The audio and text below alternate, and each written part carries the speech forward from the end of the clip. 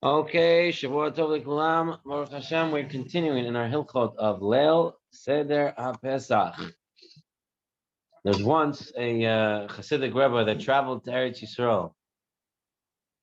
This is once the Yishuv, the Medina, and he comes back from Eretz Yisrael, and his Hasidim ask him, "Nu, what did you see in Eretz Yisrael? You had any, something special? What did you see there?"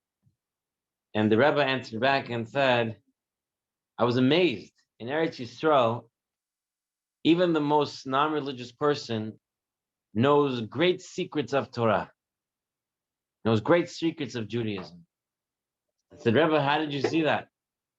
He said, "Everywhere I go, people are asking each other, Manishma, how are you doing?" And everyone answers, what do you answer? Hakol Beseder.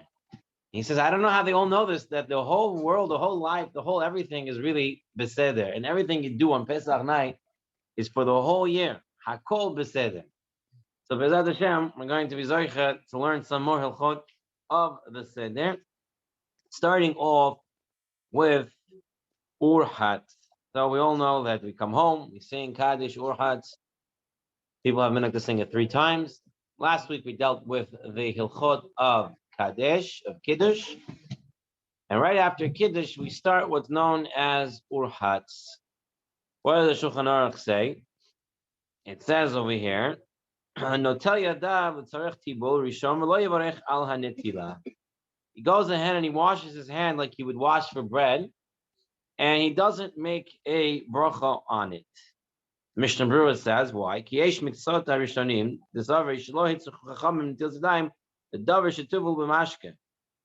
Chachamim, there are some Rishonim who said, when you're dipping into a liquid, you don't have to wash your hands. So what's this whole issue with washing hands with a liquid, not a liquid? So we have a halacha as follows, that whenever we dip something into what's known as one of the 7 liquids, and what are the 7 liquids? So we have an acronym from them. It's Yad, Shochit, Dam. Yad, what does the Yud stand for? Yain. The Dalet stands for Devash, which is the honey. Shin is for oil, right? Ches is for milk. Tes is for tal, the dew. Dalet is for blood. And Dam, Shachet Dam. And Mem is for Mayim. So whenever we're going to take anything and dip it and then eat that while it's still wet, technically you have to wash your hands for Nitilat Yadayim. Some say we have to say a bracha when you do that. Some say you don't have to make a bracha when we do that. Since we have a general general rule that anytime there's a safek and the brachot say it, don't say it, we say safek brachot lahakel, and we do not make that beracha. And this is the din not only on Pesach night. With deep, or when it comes in contact? If you're going to eat it wet. Eat it wet. Yes, we're going to eat it wet. So either you're dipping, you're dipping the food, not you're dipping your hands into there, but you're dipping the food. If you're going to eat the food wet, your hands technically need to be washed. And this is not just on Pesach night, but this is the whole year. Hilchot Joseph says that very clearly, that it's the whole year. Person should be washing his hands before anything he's eating that's being put into water or one of the 7 liquids that we mentioned. So that's what we're doing on Pesach night when we're washing for urchatz. We're washing without a bracha. Now,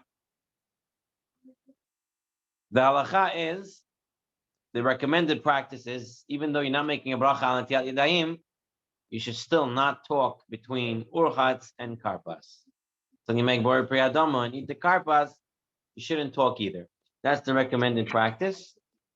Now, what happens if someone mistakenly said Netilat Yadayim? Right? Every year, somebody in the house is washing their hands, and they say, don't make the bracha, and someone makes the bracha anyway. So what happens to Lamaisa then? Person made a bracha, what happens? He skips the matzah. He skips the matzah. Let's see what it says. Okay. In the Hilchot Joseph, page 268 in the English edition, he said, if someone made a mistake and sent Netilat Yadayim, when he washed his hands for karpas, the blessing that he said is not considered a bracha levatala. It's not a bracha levatala. It's not a waste of bracha. It's actually considered a valid bracha.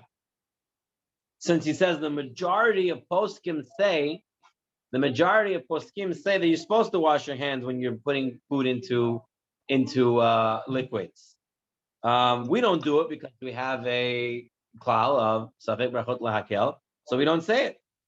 So here he says if someone did recite the blessing, it's not considered a sin. That's what he brings on over here. So if someone Lamaisa said the bracha, you don't have to go crazy. You don't have to say Baruch Shem. Lamaisa the bracha is valid. Okay, so for urchatz, You made a good point though. You make another bracha later when you wash again. so do you make another bracha later on?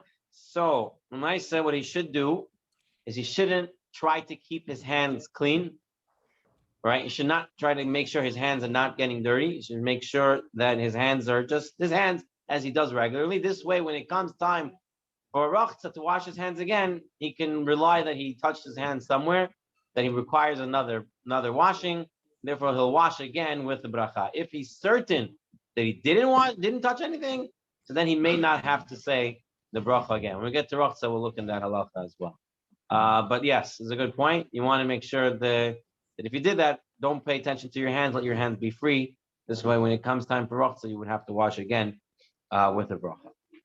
Okay, so to come out from urchatz, we have the 7 liquids. Anytime we put something in the 7 liquids and we're eating it wet, we're going to need to wash our hands. This is talking the whole year. And we do this on Pesach by night. What's the reason why we do all these things by Pesach by night? So the famous answer for everything, right? The Gemara says, why? Right? So the kids should ask. All these weird things. So the kids should ask. You want kids to ask questions, you have to do weird things. And this way they'll ask questions. And then that will lead to the discussion of the miracles of Pesach. So we wash our hands without a bracha, and we try to not talk in between the karpas. And if a person did say the bracha, it doesn't have to get, it's not considered a sin. And he makes the word priyadam, he eats it. Try not to pay attention to your hands throughout Magid. So when it comes time to wash your hands again, you will wash it again with a bracha. That is urchatz, quite simple. Moving on to karpas. Okay. Karpas. We're going to start. Where did I put my Gemara? We're going to start with the Mishnah. We're going to start with the Mishnah as Masech Pesachim on the 10th parak, which pretty much is a guide to the Seder. And we have on Daf 114. We have as follows. It says in the Mishnah. So this is after Kiddush. The Mishnah before talked about making Kiddush. So this is now after Kiddush, and it says, Heviu lefanav, and they bring in front of him, what do they bring in front of him? Some sort of vegetable, and mitabel b'chazeret. And now which just means over here, the Rashbam explains that this means that he's dipping the chazeret, and the chazeret we know is lettuce, right? You have maror and chazeret on the kara, and they're both lettuce, right? So it says here he dips the lettuce, achmegia lefarperet, hapat, before he gets to the matzah. And this is where we get the din of karpas. Now, here the Gemara said, the Mishnah said lettuce. Later on, the Gemara, on Omid Bet, asks what lettuce is what you're supposed to be using for karpas. And the Gemara says, no, it's saying it lettuce, the meaning even if you don't have any other vegetable, then you would even use what you would use for maror. So really, you're supposed to use another vegetable for maror. But if you don't have another vegetable, then you have to use maror. You have to use the actual lettuce. Now, what do you do in Maaseh if you only have lettuce? When we get to maror, we'll look at it. Basically, he's going to eat maror during karpas. He's going to make the bracha of al chilat maror already earlier. We're going to take a look at that din in the Al Kujosef when we get up to maror. But that's why the Mishnah said it lettuce to tell us that if you didn't have any other vegetable, you would end up using the lettuce. Now we're going to talk about what we use for karpas. Lamaisa, I don't know what in the I don't know. We have anyone here from Bukhara or Samarkand who can tell us what they did, what they used to do back in the old country? What did we use? Romanian look. Oh, Co- Romanian look. the not lettuce, but the other piece, the long No, it's in Romanian lettuce. no, not romaine lettuce. I know what you're talking about. You said Romanian. No, Romanian. He's saying the long ones that had like Celery. Are you No, we not okay? celery. We didn't use celery What either. celery? Romanian lettuce. Shalom. In Bukhara they use celery. Romanian lettuce. Yeah. Romanian lettuce. In Russian, it's khren. For karpas, not about crème. Talking about for karpas. We dipped into the salt water. Ah, Rit- water. Yeah. No, we use tortundak. It's like a Totamdak. What's totamdak? Was leafy green thing. Very, very bitter. And a leafy thing. It was leafy. Yeah. My bitter. Very bitter. It didn't have to be bitter, but that's what they use. Tortandak. Problem. Problems. Okay. So someone wrote here cilantro. So I'll tell you what. Here in the Hilchot Joseph, here he brings down, based on the Talmud Yerushalmi, they say, what is karpas of the rivers? And they brought down that it's called petros linun, which is Latin for parsley. So many people, based on that, would have used parsley. So maybe the tortandak or whatever it was some form of a parsley that people were using. Here, in other Ashkenaz places, they would use potatoes was a big one that they would end up using. The only thing they had to eat. The only thing they had to eat, right? The whole Pesach was just potatoes. However, Rav Chaim Vital wrote that the only thing that should be used is celery. Okay, and they say that in Arabic, karpas is celery. In the Arabic language, the word karpas means celery. I don't know. I'm not a linguist. I'm sure that in some form of karpas it means celery in Arabic. There are other ideas that come with it, that the karpas has to do with ketonet pasim. It sounds like ketonet pasim. That's brought down. There's a karpas when the brothers dipped in the thing. Dipped it in. It says over here that in other words, if you celery, especially the word karpas is reminiscent of the words ketonet pasim. That's what he writes over here. Okay, another reason is that apparently in Misraim, when they would get hurt while working on the job, they would use the celery as a band-aid. The celery thing, so that's why it's something that you want to use on Pesach at night. Another reason is given that you go out to battle, was a simon to take out a stalk of celery. It showed that he was being victorious. Another reason. And the main reason is, here he's in the Hilchot Yosef, he says the main reason why we do anything is because we want to get the children to ask. So when we're using karpas, the main thing is to get the children to ask. They could ask, what's the answer? So we're answering because Pesach at night. Hashem made miracles for us. Okay. So far so good. So now we know what we use. L'maisa Shalom said very good. And today we use celery. I think most people today, most Sfaradim, everybody pretty much switched over to celery. In the Hilchot Yosef, though, he does say, and he says a couple of times in the halachot over and over again, he says that even though he says the celery must be carefully inspected to ensure it's free of infestation. And he says it again, if you did not prepare the celery beforehand, it is better to use some other vegetable than to using celery. So if you don't prepare the celery, or you don't know how to check it to make sure that it's free of bugs, rather use a potato, which has no questions, than using a celery and Chas v'Shalom being over so many lavim on Pesach at night. Rabbi Moshe, what's the best way to check the celery? This you have to ask my wife, or you can ask Rabbi Gadayev how to check it correctly. I'm not the Baki and Tuloyim. My wife went to a special course, and then they were giving the course for men, and I said, you already took the course, I'm not spending more money. So she is the Baki in the house, she checks it, and she knows what she's doing. You have to check. I mean, there's online resources you can use, such as the Star K, I believe has an online resource, the CRC, the OU, they all have some online resource of what to do. Obviously, if you don't know what you're doing, you know only left hand from your right hand when doing it, I don't recommend you do it. But if you know how to do something, you've done it before, you've seen someone do it before, you feel comfortable, if you read it and you tried it, you know what you're doing, then kol hakavod. However, if for whatever reason you come Pesach at night and nothing has been checked, the proper procedure at that time is to not use celery, but to rather use any other vegetable that won't have an issue. Easiest one being your potato. Okay, fine. Moving on. Now he's bringing here in the Tzurba, he's bringing here the Rambam. We're dealing now with the issue. We're going to deal with two issues. We're going to deal with the main issue is how much karpas you have to eat, right?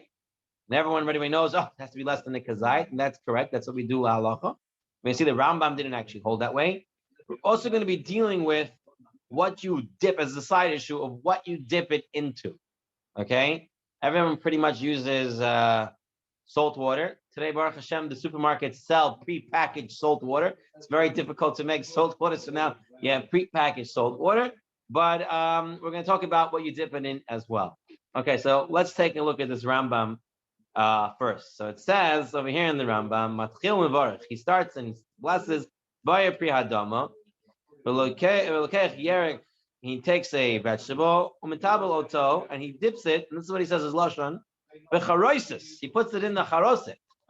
You know, the same charoset that we're going to use for maror, he says he takes the karpas and he puts it into charoset. We're going to have to deal with this issue. The ochel kazayit, and he has to eat it kazayit. Who? The cholam musuvin, imo, and everyone who's sitting with him, kol echad ve'echad. Everyone has to there. Because ein oichel is not considered food, not considered eating, pachot mikazayit, less than a kazayit. So according to the Rambam, two interesting points that come out from this Rambam. A, you take it and you dip it into charoset. B, you have to eat a kazayit. You cannot eat less than a kazayit. Okay? Now, what happened? The Rambam is so beautiful, so clear. So clear. If only. He takes away all the questions. He makes it simple. He makes Judaism simple. It's true. Now, here, in the Mishnah never said what to dip it into. It just says metaba v'chazer. You dip the lettuce. If you said doesn't lob off the lettuce, you have to dip it. Never said what you have to dip it into. So here the article, interestingly, in note 27 over here on page 114A2, he brings down the Rambam that we just mentioned. The Rambam says to bring it, to dip it into charoset. He brings here, if you look at the Rashbam here on the page, he says again, it's lav dafka charoset. Tosafot says the same idea. Here he brings down also that in the Beit Yosef, he actually brings down opinions that say it's forbidden to use charoset to dip the karpas in. So you have an opinion, the Rambam to use the charoset to dip it into. You have an opinion recommended you can use something else. That's the Rashbam, and Tosafot pretty much says that. And then you have other opinions that say you're not allowed to dip it into charoset because charoset is meant to take away the bitterness of the maror, you know, the poison of the maror, and that you don't have this in the other vegetables that you're supposed, unless you're using trotandak, which is bitter, then you might want to use the charoset in order to get rid of it.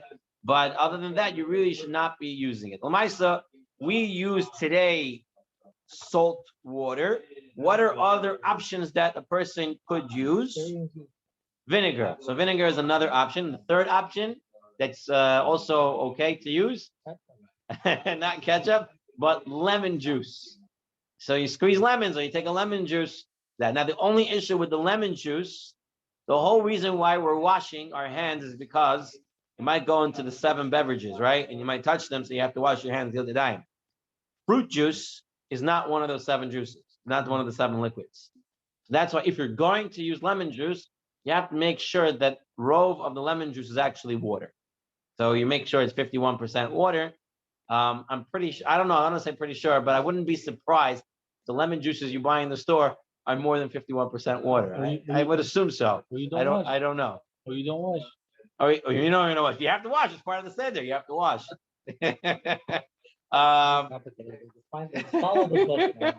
So we I think most families, most Sephardic families, I think most Ashkenazic families, also everyone pretty much today is using salt water. No one's really using the lemon water. And Syrians and Iraqis use vinegar.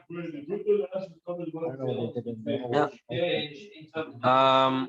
Okay. What else does he say over here? Okay. So now we dealt with that side issue of charoset versus salt water, vinegar, and lemon juice. So we do not use charoset for karpas. We're going to end up using salt water, vinegar, or lemon juice that are 51% water. Okay, so now we're going back to the other side of this equation here. The Rambam saying that you have to eat a kazayit. Because if you don't eat a kazayit, it's not considered eating. The Rosh, on the other hand, and this is the Rosh, and the Rashba also holds like this. Mishum de mevarach al achilat maror says when it comes to maror, you're saying I'm eating maror. Al achilat maror, I'm eating maror. Sarach sheichol kazayit. Then you have to eat a kazayit. The ain achila bepachah mikazayit, because then you don't have eating without eating a kazayit.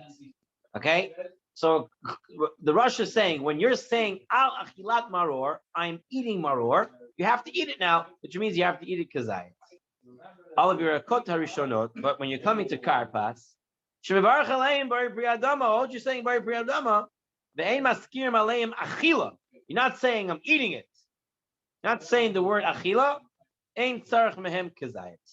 So that's the Rosh and the Rashba, and they both say the same idea that since I'm not saying al achilat karpas, just saying bari priyadama, so I don't have to eat a kazayit of it. And therefore, you're not to eat a kazayit, because now the other issue at this is that once if you ate a kazayit, now you're going to be dealing with the issue: do you have to say boron if I showed at this point or not? And that's why that's what we're trying to do by eating less than a kazayit, to get away from that question. Does the Rosh say you should eat less than a kazayit, or you don't have to eat more than a kazayit? Those are two different statements. You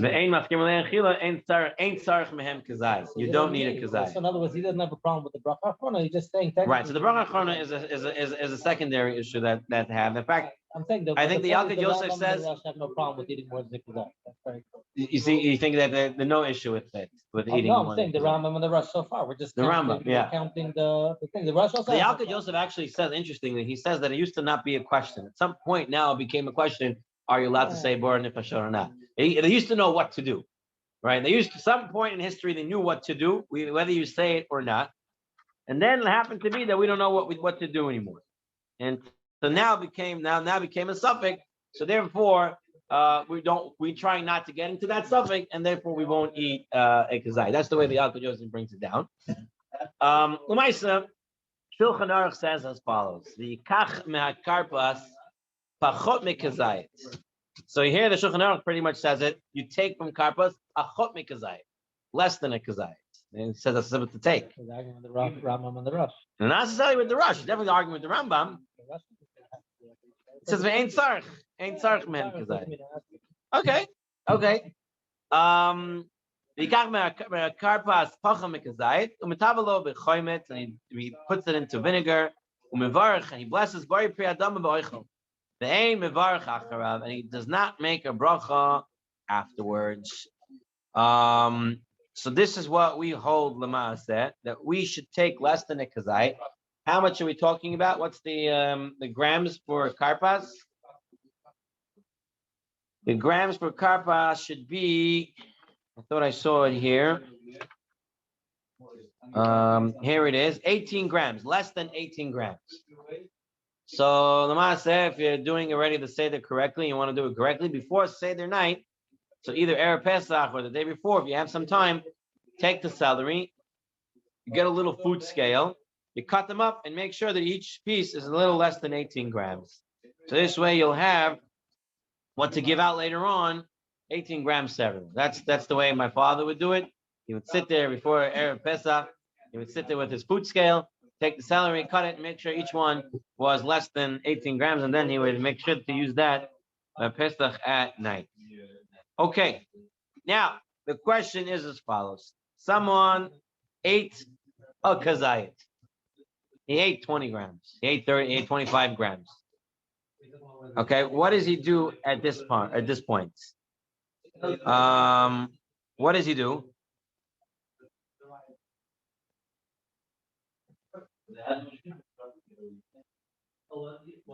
If someone mistakenly did eat a kazayit of karpas, he still does not say the bracha of bor nefashot that are bought afterward.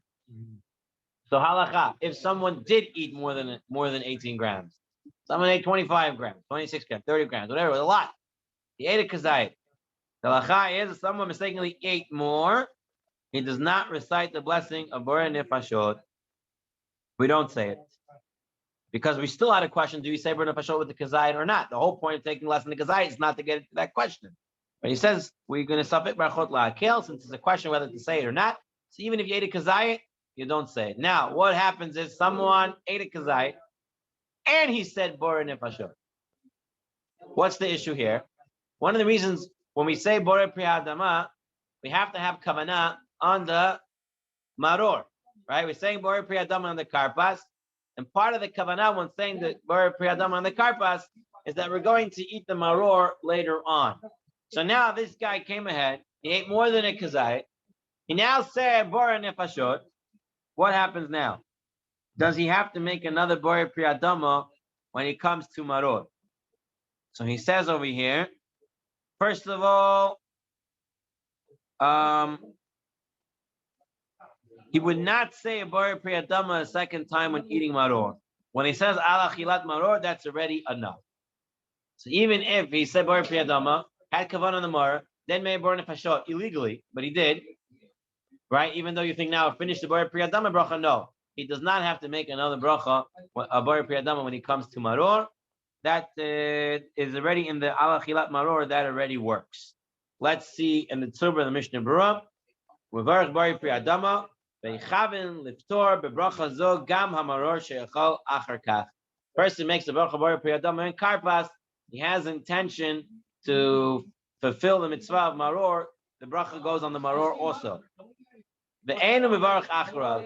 I feel the machal kazayit lepisha bracha b'shana kai gam al hamaror.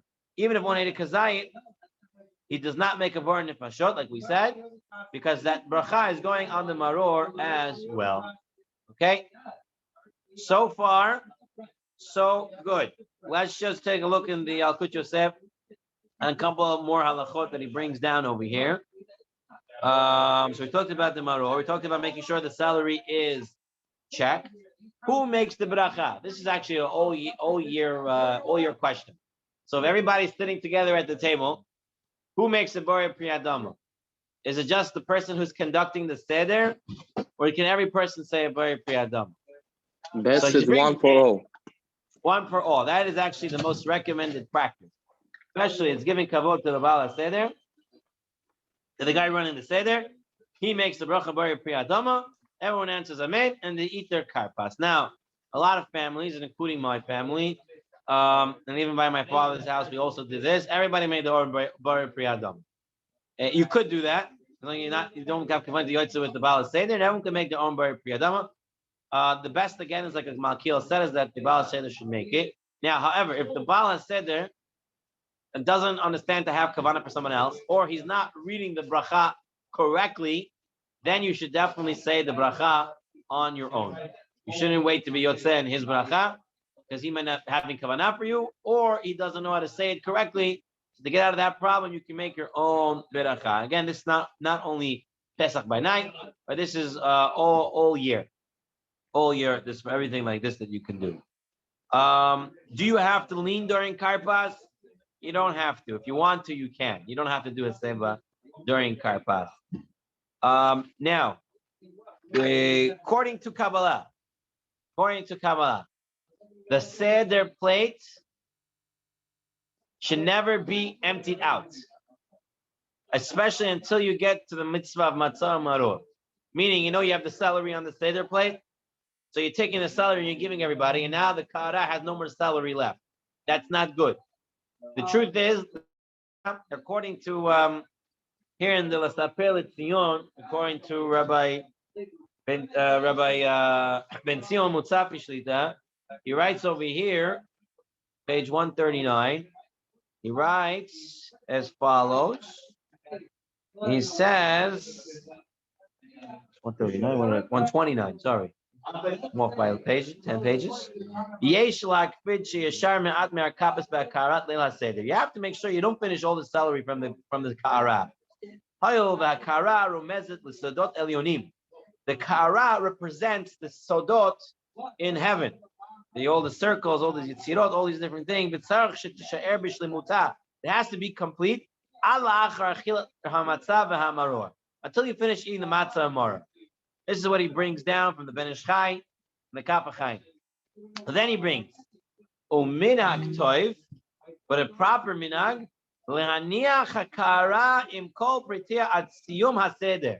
The right way to do it is to leave everything on the kara until the end of the seder. Ve'en ochlim klal ma'aminim asher ba. You don't eat anything from what's on the seder, on the kara. El mevi'im minim mebechutz. You have outside plates. You have plates prepared already with the less than 18 gram celery. You have the eggs. You have whatever you need, the chazer, the maror, everything on the side, and then you bring that in. The ka'ara is the symbolic plate that stays in one place the whole time. Stays there. You don't remove the items from the ka'ara. The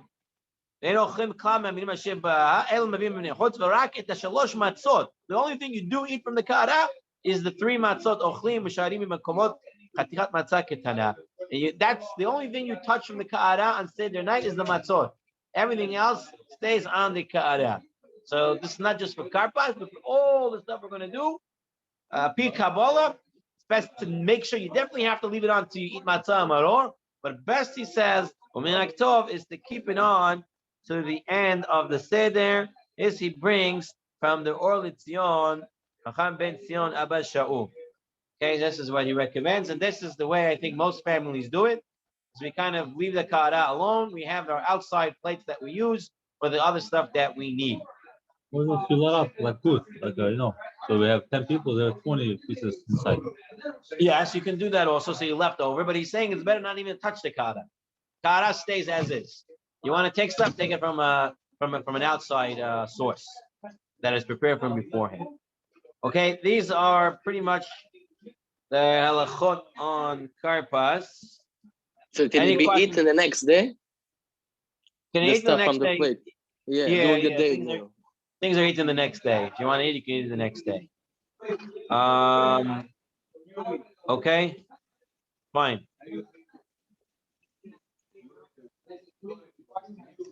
Any questions on karpas? So we're good. Karpas is good, right? We can move on now to the next. So you have kadesh, orchatz, karpas, yahatz. Okay, so up to yahatz. And what is yahatz? So we're going to read from the Turba first.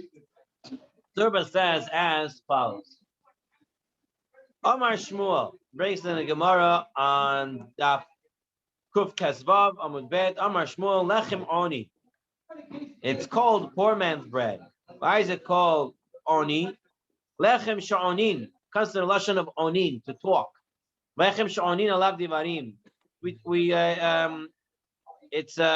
We talk about it. We say a lot of stuff on it. Lechem Oni. Lechem Sha'onin alav divarim harbe. We talk a lot about this matzah. Matzah zu, shochlim, whatever. We have a lot of stuff to say about the matzah. Oni or onin? So from lechem oni, it can sound like onin.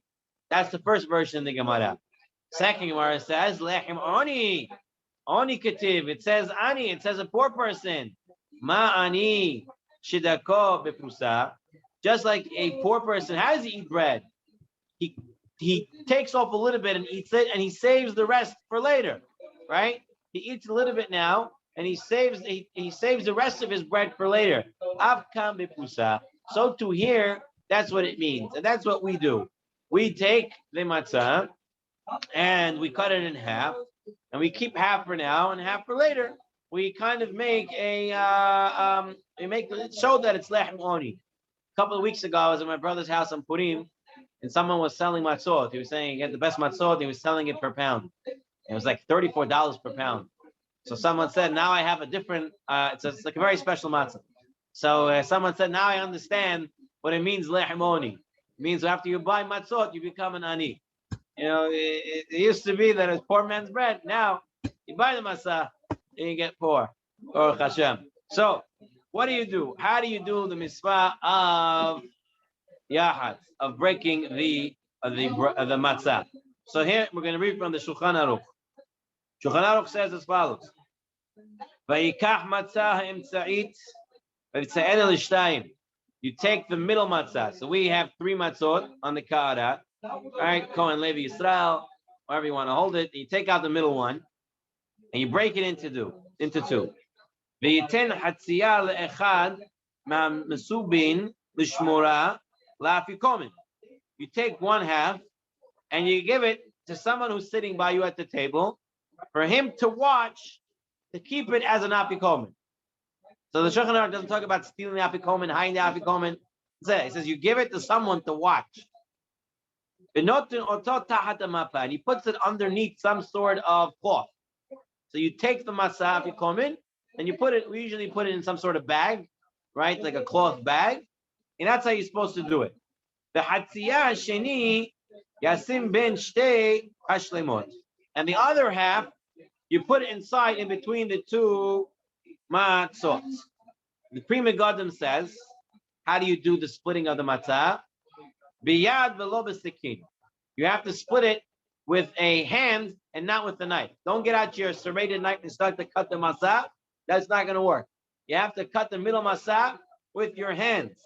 Kedera sha'ani oseh. That's like the ani does. The ani is not going to go around, take a knife and start cutting it. He cuts it with his hands and he breaks it off. Okay, now, L'maisa, everyone has heard about the Vav and the Dalid, right? The bigger one, the smaller one. So for this, we're going to turn to the Yalkut Yosef and go to page 274. And he says over here as follows. So which matzah goes where? He breaks it in half, and he should return the smaller one, goes in between the 2 whole matzot. So the smaller one is what we're going to eat now, right? Going to eat first. So you put it in between the 2 matzot. That's what the ani does. He takes the smaller matzah he eats now. The bigger part he saves for later. So the smaller one you put in between the 2 matzot, which you're going to eat first, and the afikomen you put the bigger one. Here he says,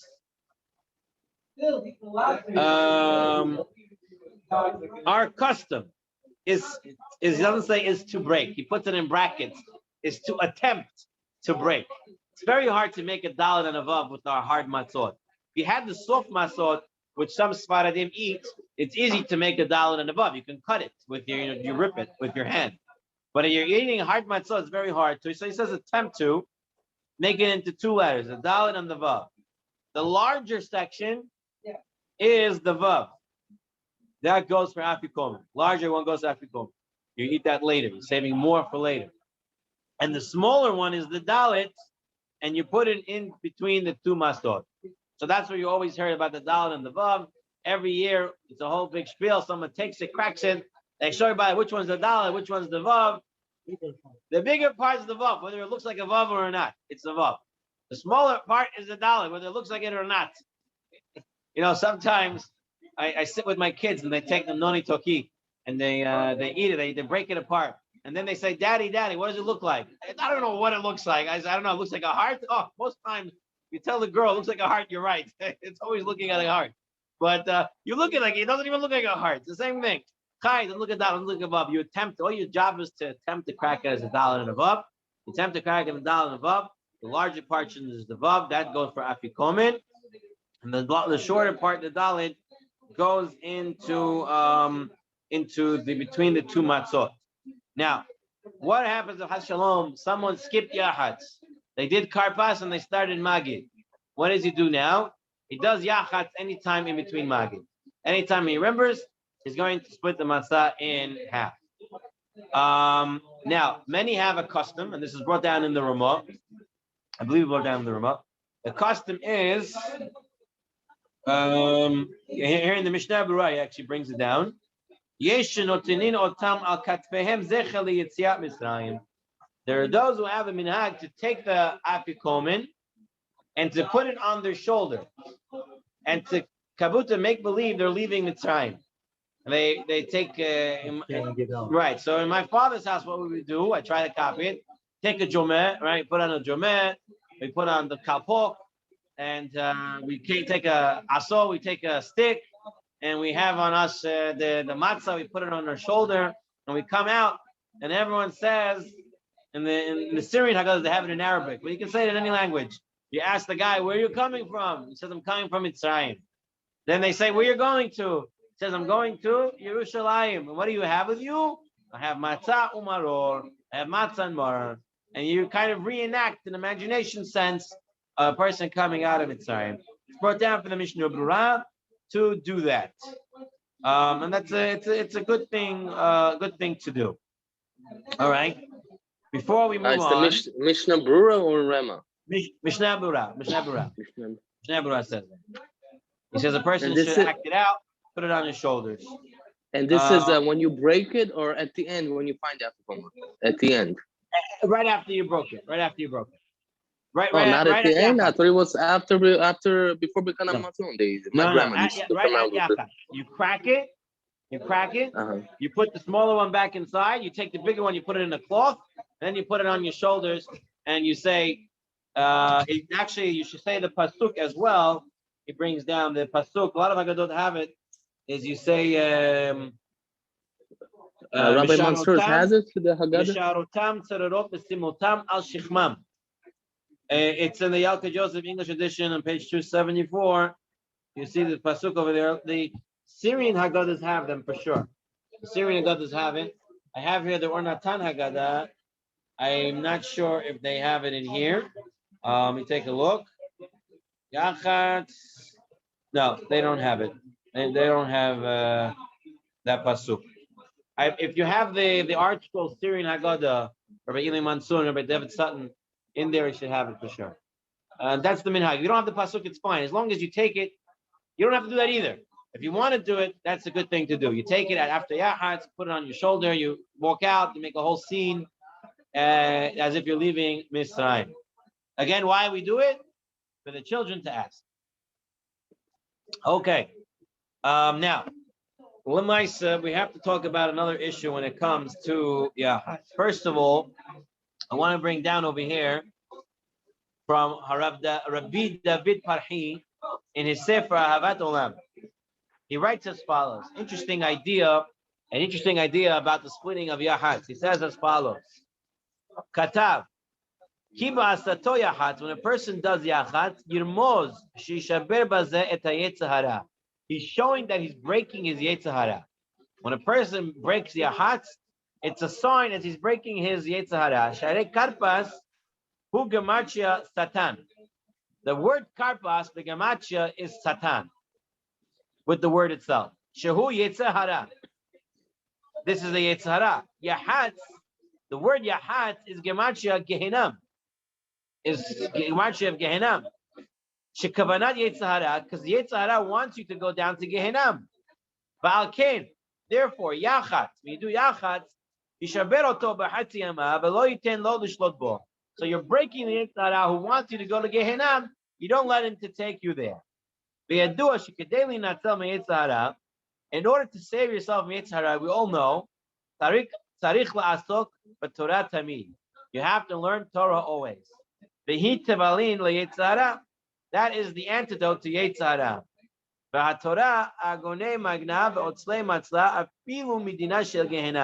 Torah says a person even from Gehenna. That's why right after Yachatz, what do we say? We say Magid. What's Magid? She'agid v'ilamad et Torah kedusha l'shaber koach hayetzer. We do Magid right after Yachatz. Yachatz, you break the yetzer hara. Now you break the yetzer hara. What do you have to do? You have to learn Torah. So right away you have Magid. You have they're talking the Torah about that. That's from Rab David Parhi.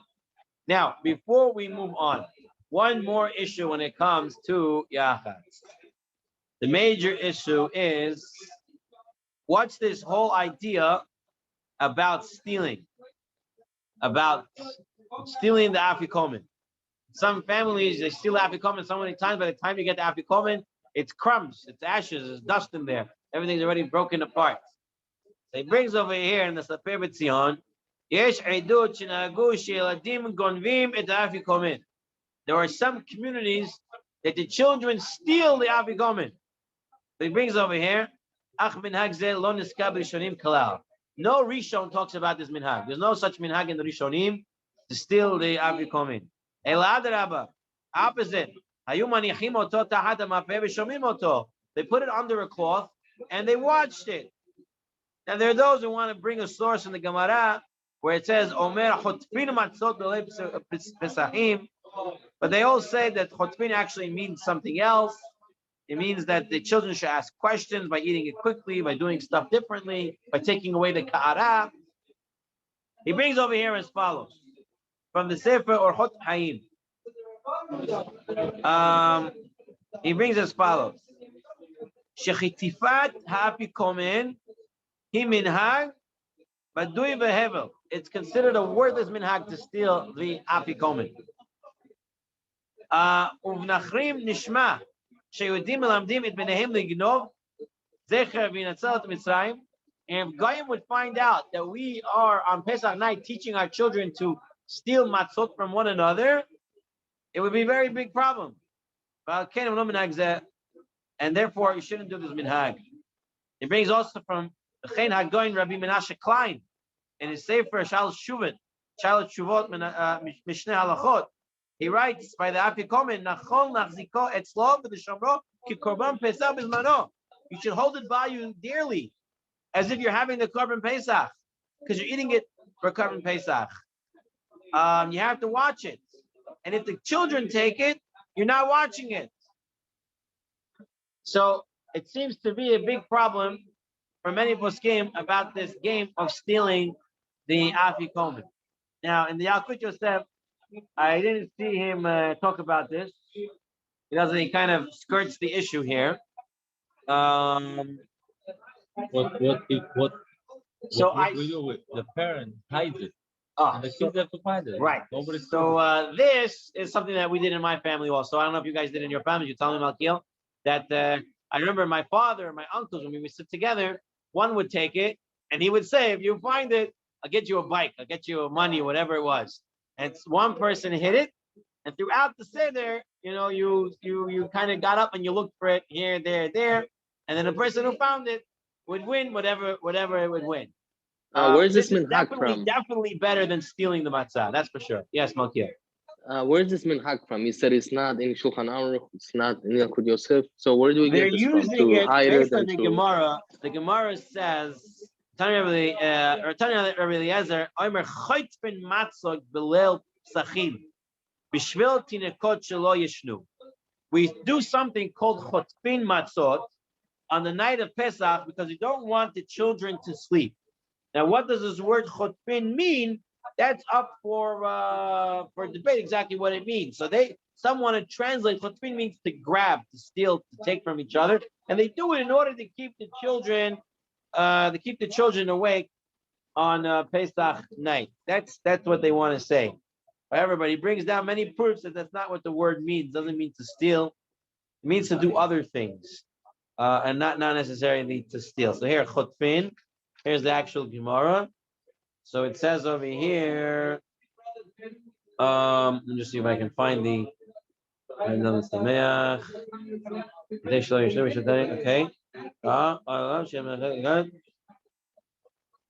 Chotfin matzot.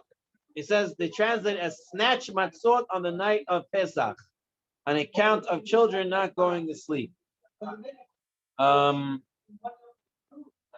here he brings down, we snatch the matzah from children after they have eaten a little. So one opinion, chotpin means that you give the children some matzah to eat, and then you take it away from them. And then they go, why are you taking away my matzah? That's what it means, chotpin. Take away their matzah that you're giving to them when you give them to eat. Or it means, like we do before Manishtana, we take away the ka'ara. You take the matzah with the ka'ara and you take it outside. So they ask questions. Or it means to eat it fast. Nowhere in any of the opinions here in the article he doesn't bring. It means that you steal it from one another. But there he brings, this is the source in brackets for the widespread custom of stealing the apikomen. So this is the source for stealing the apikomen.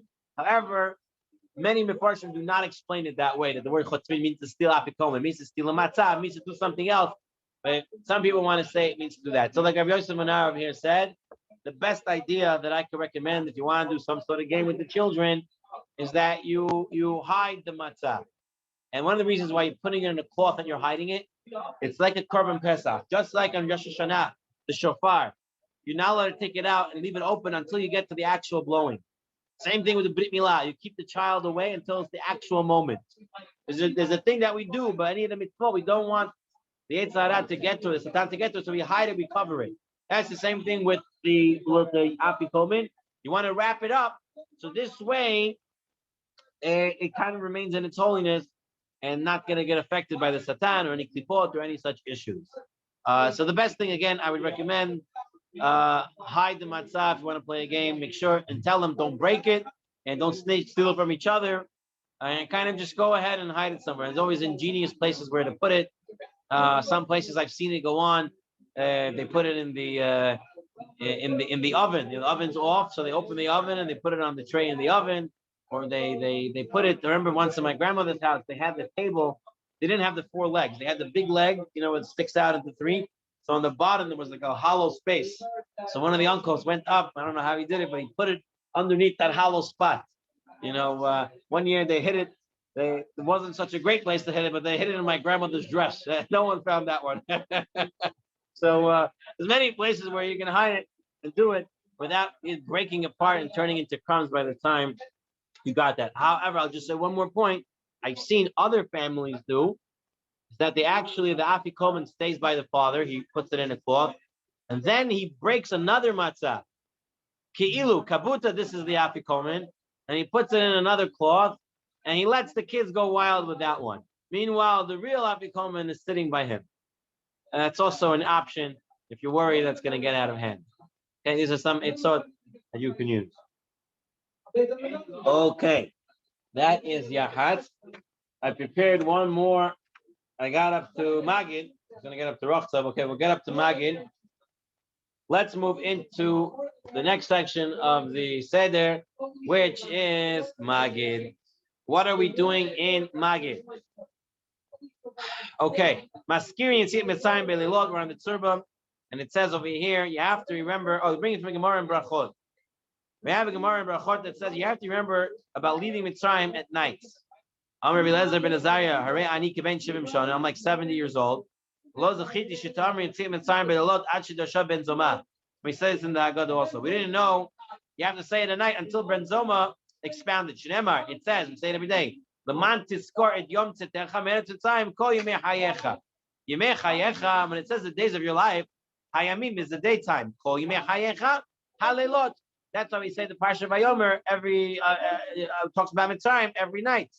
The Chachamim omrim Yimei Chayecha Ha'olam Hazeh Kol Yimei Chayecha Lahavi Lamot HaMashiach. Even in the times of Mashiach, we're going to still say about Yetziat Mitzrayim. So here comes the question.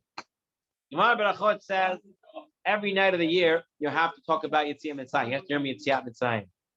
So what's the big deal about Pesach at night? Oh, Pesach by night is Yetziat Mitzrayim. Every night of the year you have to say Yetziat Mitzrayim. So what's so special?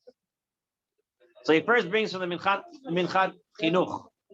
He says, "Efshar lemer the tamin a mitzvah lahasker b'pnei atzmon." Most of the time, all you have to do is just remember it. But lo lahagid livnoi. You have no mitzvah to tell your children about it. The Chaim ever Pesach by night, a mitzvah l'staper livnoi. The mitzvah is to tell it over to your children. Okay. So the difference in Pesach at night and the regular year night, the years of the night, we have to also remember at Mitzrayim, is that during the year you don't have to tell your children about it. Pesach at night you do. That's according to the Minchat Chinuch. However, the Chidushei Agrach, this is Rav Chaim Soloveitchik of Brisk, is also brought down the Yalkut Yosef. He quotes from Chaim Soloveitchik. He says as follows: there's actually 3 differences. He says there's 3 differences. 3 special things that you have on Pesach night you don't have the rest of the year. He says as follows: A. Lekayem mitzvat zechira ein tzarech el haskir la'atzmo. Al b'sipur yetziat mitzrayim mitzvah hi l'saper la'acher. The mitzvah, like the Minchat Chinuch said, every night of the year just to remember it yourself. Pesach night is a mitzvah to tell others about it. Derech she'ela v'tshuva, and in the question and answer mode. If we have time, we'll talk about why it has to be in question answer mode. Because it says, when it asks you, remind to love, and you tell him, he got to Levincha, and you say, and the halacha is, even if there's nobody there, you still have to say the story over to yourself. You have to ask yourself, and you have to answer yourself. That's the halacha. If nobody else is sitting with you, you have to say manishtana to yourself, and you have to answer yourself all the answers. So that's something on Pesach by night you don't have the rest of the year. Second, בסיפור צריך לספר כל השלושות. צריך להתחיל בגנוז, ולסיים בשבח, ולקיים מצוות זכירה, כשגיא בזכירת יציאת מצרים וכו'. During the year, all you have to remember that Hashem took us out of Mitzrayim. Pesach b'nai, you have to say the whole story. You have to say how it started off. We were doing avodah zarah, we were enslaved, and then we got out and we became free. So you have to mention all those parts. 3, mitzvah lesaper ta'ameh mitzvot she'oto halayla. It's also a mitzvah to explain what you're doing on Pesach night. Like Rabbi Gamliel said, you take out the matzah, you say, matzah, why are we eating matzah? You have to explain it. Because Hashem took us out quickly. Why are we eating Pesach? Because He brought a carbon Pesach. Why are we eating maror? Because it was bitter for us. So that you do not have to do any other day of any other night of the year. So that's the manishana alayla zeh mikol alaylot, is that on the night of Pesach you have to tell the story from beginning to end. You have to explain what you're doing, and you have to tell it over to someone or tell it over to yourself. During the year, all you have to do is remember is that there was a Yetziat Mitzrayim. You don't have to actually explain anything. What's the story? A lot of people are sitting at the Seder table. Does everyone have to read the Haggadah to themselves?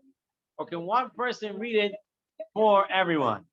So here in the Hilchot Shlomo, this is also brought down in the Yalkut Yosef like this.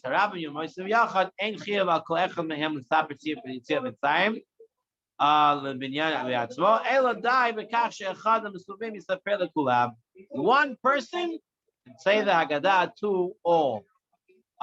Therefore, if your grandfather is sitting at the Seder and he's able to talk, and everyone will listen to him, he should do it. If the grandfather is too old, he can't do it. But someone who could do it should say it for everyone else. We're going to look into, okay, before we get into the next part, let's just look in the Yalkut Yosef, Kama Halachot, about Magid. The first thing, so we just spoke about a little bit that way. Now, the first thing you do in Magid is we pick up either the Ka'ara, the whole Ka'ara with the matzot, or you just pick up the matzah, or just the middle matzah, and we say, Halach Amonia, right? We will say that phrase. This is Shulchan Aruch says, V'yigba Ka'ara sheyesh bo matzot v'yomer Halach Amonia ad manishtana. Until manishtana, you hold the matzah. That's what you say. And here the Ramah says, you have to say it in a lashon that everybody understands. Women and children. You should say it in a way they understand. Or explain it to them. And he says this also Ri of Londari, that he would say the Haggadah in the language for the women and children. And after this, you remove the Ka'ara.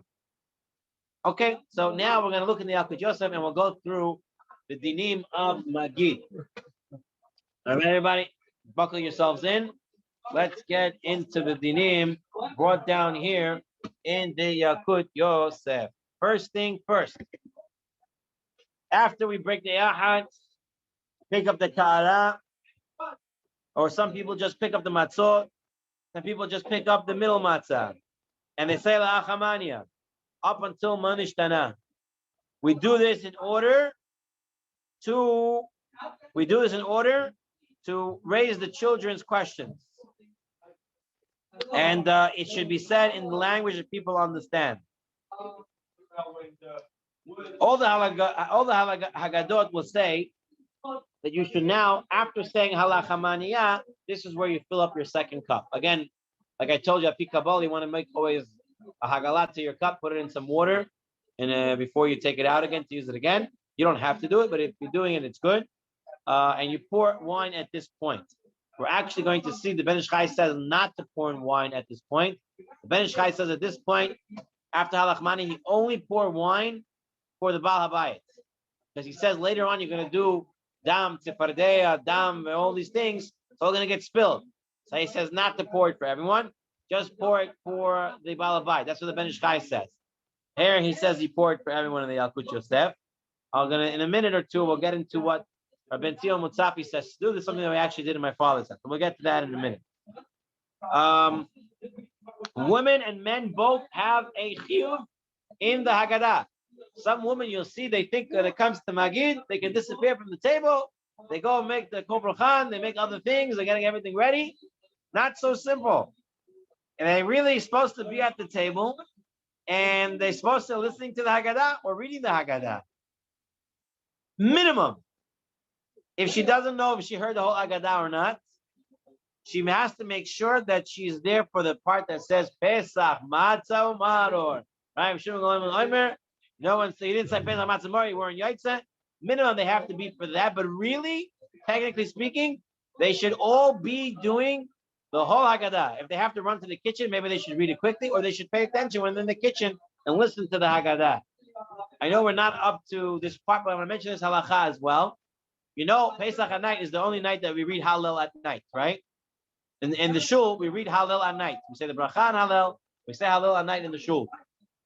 The Hilchot Yosef says that the woman at home, before the Seder starts, should say Hallel with a bracha Pesach at night. So the women are involved in the Pesach miracles just as much as the men. The Hilchot Yosef says Pesach at night before the Seder starts. But the woman should also say Hallel in bracha at home before the Seder starts. Now in Magid, where we're holding, Hilchot Yosef says the woman is obligated to either read or hear the whole Haggadah. She really should be involved in the whole Haggadah. She should not miss it. However, again, if she thinks she missed it, she doesn't know if she heard everything, she's to make sure, at least for the part where we say Pesach, Matzah, Umanar, that she is there for the explanations of why we're eating Pesach, why we would eat Pesach, why we eat Matzah, and why we eat Maror. Again, like we said already from Shlomo Zalman Auerbach, one person can read the Haggadah for all. The best is to adapt the Haggadah for the people there. I mean, you're reading all the words in the Haggadah, but at the same time, you have to explain the Haggadah to the people who are sitting at the table. Remember, the whole night's really about the children. Like I mentioned to you before, even adults like children's stories. If you're able to put it in nicely in children mode and get a nice Haggadah, not baby mode, but with children mode, and you have a Haggadah with nice pictures, nice explanations, little kedushim, questions, something like this, make it interesting. This is the way that it should be done. You shouldn't just read the Haggadah. Some people just read the Haggadah. I mean, like just go, right? That's not the smartest way to do it. Last week I said you should get a few different Haggadot, and before Pesach you should read through them, and you make your own version, what fits best for you. If you're going to sit Pesach Seder night and you're going to start looking at Haggadah, and start to look what to say and what to do, it's not going to be good. You either have to know your story of the Pesach night very well, or you should at least do a cursory read, look through some parts just beforehand, so you know tonight, first night I'll speak this and this and this. The second night we'll talk out these different things.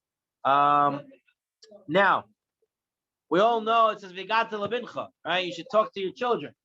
What's the story of Banot? The person has daughters. Is it a mitzvah to tell his daughters also or not? It's a mitzvah to tell the daughters just like you have to tell your son. Obviously, if the person has a son, should get his son to ask more questions, to be more participating, but the mitzvah is applicable to both.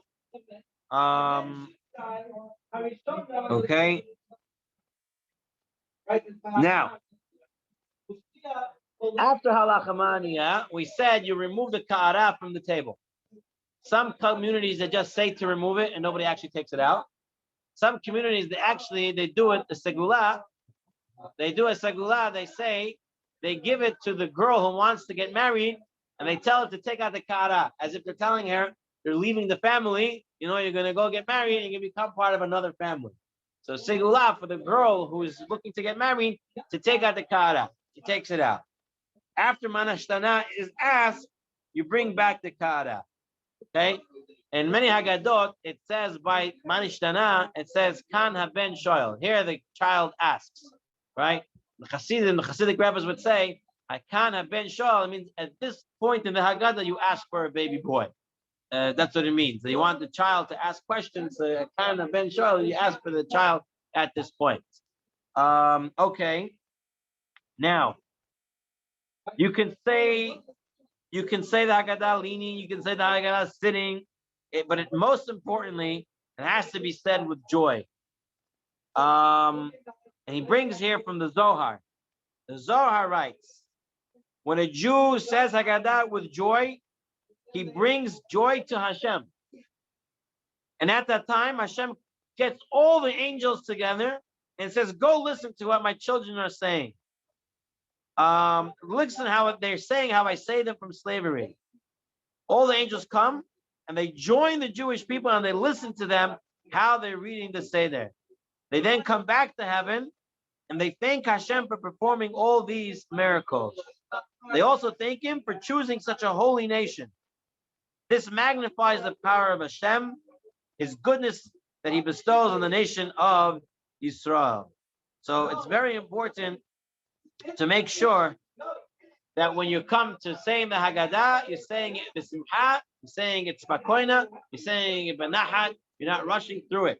In fact, he brings some Rav Chaim Palachi that says, if one swallows matzah without chewing it, is yatzah the achilat matzah. But if one swallows the words of the Haggadah, it's not yotzeh the mitzvah of Magid, of Haggadah. So it's very important to make sure you're reading it. Baruch Hashem, we have ta'amim, not real ta'amim, but we have a nusach, a nigun to use when we're reading it, whether they're using the Bukharian one, whether they're using the Iraqi one, whether they're using the common one that's used in Israel now.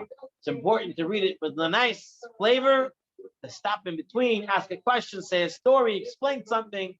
Even if everybody knows it already, it's always good to say something everybody knows again. This way makes people feel like they know that they're part of the Seder. They also know it. They can also do it. Now, however, he brings over here one final saying in the Yalkut Yosef. He says, however, if it's already very late at night, the children are not going to be able to stay up to finish the Seder. So at this point, you shouldn't stretch out Magid for hours and hours on end.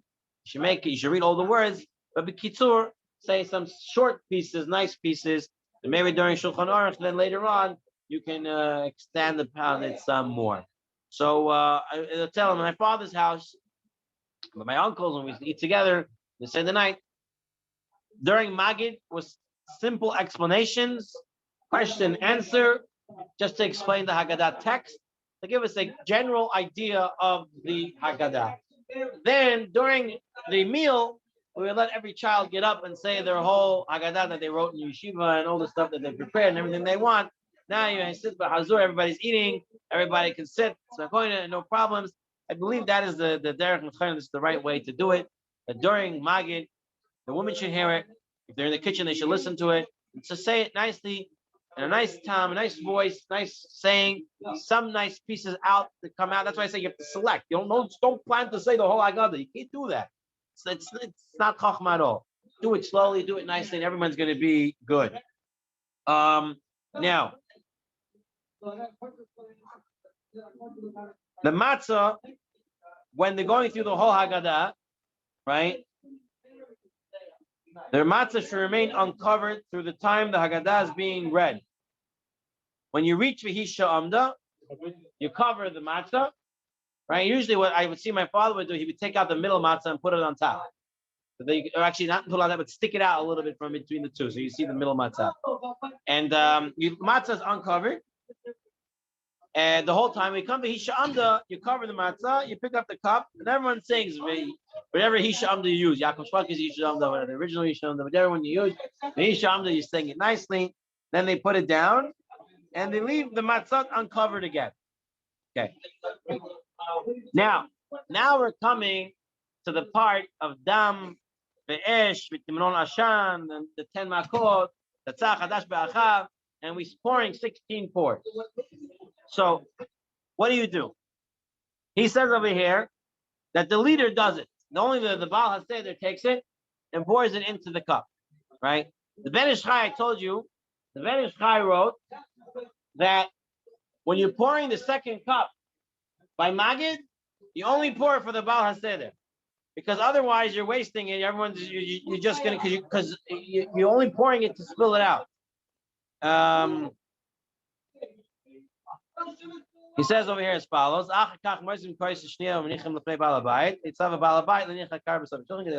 Ein moizgin kan yain el rak lebal habayit. Aval l'shara must have been ein tzarich l'mzag miyad el ad lefikach until you get to lefikach. So in the Ben Ish Chai, and also is reading from the Kaf Chaim, you don't pour the second cup until you get to the Fikach for everyone else. Only for the Baal Seder you do. Now, I'm going to tell you what I saw for years in my father's house, and I never knew a source for it. I tried to find the source over and over again, and I couldn't find it until about last year when I got this Haggadah, Saper B'Tzion, from Rabbi Tzion Mutzafi. And look what I found here, exactly the way we did it. And I asked my father why we did it this way. He said this is what they did in Samarkand. So that's what they always did. So here he brings as follows. He says, what happens? Everyone has their cup poured. And he says, "V'chach haya minhago shel mori amor avi." He writes about his father. V'hagio lekataz zeh, hisa et ha'machalim v'hakosot. They would cover all the food and all the cups. So in my grandma's house, I remember we would always sit. We all had our second cup poured already. And when it came to the 16 points, everybody would take the plate or something and cover it. So when you're pouring dam, tzefardea, kinim, olive, he says over here that that's what he did. Kisa tamachlim v'kasot, you would cover it. Hichzik biyado yamanit kos yain acheret. B'shuta sheb'shutut mechutz l'shulchan. And you're taking a second cup, not the cup that you had. The cup you had is covered. Take another cup. You take a broken cup and you pour it into there. You take it with the kos. You don't put your finger inside and do it like that. You pour it out from the kos. This is exactly the way I saw it in my parents' home and my grandmother's home for years. And when I tell people that this is the way I do it, where you get this from? Where you do this? Why you do it this way? But you see, they didn't stop making it up. Here he brings it down that his father would do the same exact thing. So the whole shot, from what I'm understanding, why you're covering it, and that's why the Ben Shai says not to pour it. So when you're saying why are we pouring it and spilling it out afterwards? When you're saying the words and we're pouring it, it's like all these klipot, all these things are going into it. So it's a bad thing. So you want to get rid of it, you pour it and you throw it away, right? So when we have a thing. If you have wine open and you make kiddush, it's like, it's already been kiddush. So I think this is my understanding of it, is that when you're saying all these curses, if you have everything open, all the curses are going, everything open. That's why he said he will close all the food and all the cups. So the curses are just on this stuff that are open, and everything that's closed remains closed. What would you do? You guys, you ever did something similar to this? You close it. Everyone would pour. Everybody. On the plate, whatever, and then we add a little wine. How about they do? But you guys don't. What? Just the leader does it, right? Some people do the wife and everybody. Some people do the wife and the husband do. One pours wine, one pours water. You ever heard that one? This way. The wife is the So Lamaisa, there are many ways to do it. However, I gotta say, and I even highlighted it, and I was very excited to find it because this is something, like I said, we did for years. We would do that, and people, when my father would say it, to do it like this in the shul, people would always fight with him and say, "Oh, where are you coming up with this? This doesn't exist." So I don't know what to tell you. My father did it. My grandfather did it. So we always did it. Baruch Hashem, today, not today, but last year, I found the source for it, or some source of it, and Baruch Hashem, that's what we still do. When we get to the matzah and to the moror, we say matzah zo sha'ochlug, so we ate, we pick it up. Moror, we pick it up. Pesach, we don't pick it up. We just point to it. Finally, when you get to lefikach, right? Everyone raises his cup of wine. Obviously, you would close the matzot at this point, and you pick up your cup of wine, and then you would go through the rest of the magid, and then you will come to the end. When we just say the bracha of Gal Yisrael, we do not say another Borei Priya Gefen. That's the minhag by us Sfaradim. We only make the bracha Borei Priya Gefen on the first and the third. We're not on all four, or the Rambam holds you have to say on all four. Tamanim do it on all four. Here he writes over here. Where he writes over here. In general, he writes, the Yemenite Jews in the land of Israel should not distinguish themselves in their customs from traditions from Sephardic Jews. After all, even when they lived in Yemen, some of the great rabbis ruled that people should follow the rulings of Shulchan Aruch. This is what the opinion of the Revid Hazahav and Rabbi Yosef Tzuberi, if I pronounced that right, and others. He's Faradi. Tzuberi is interesting. He says that. That's what he says. Okay, number 10, we're going to end it over here. I'm going to close it, okay?